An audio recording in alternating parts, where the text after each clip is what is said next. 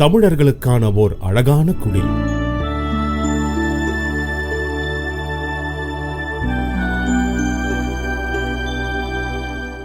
ஆரோக்கியத்துடன் தமிழன் அழகை சுவைத்துக் கொண்டிருந்த காலங்கள் இன்று ஏனோ நம்மை விட்டு விலகி போய்விட்டன.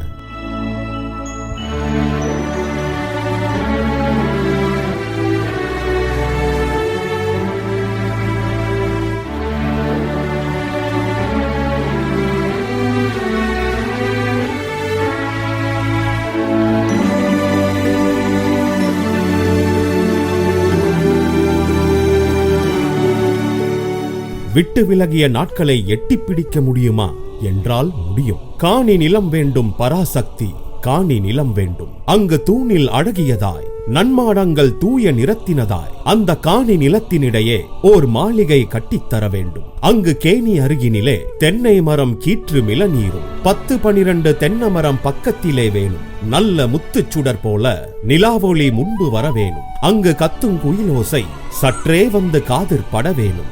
என்றன் சித்தம் மகிழ்ந்திடவே நன்றாயிலந்தென்றல் வரவேணும் என்ற முண்டாசு கவிஞன் பாரதியின் தமிழ் கனவுகள் நினைவாக்கிட ஓர் வாய்ப்பு நமக்கு கையெட்டும் தூரத்தில் உள்ளது. அதனை நினைவாக்கும் எண்ணம் நம் நெஞ்சத்தில் உள்ளது.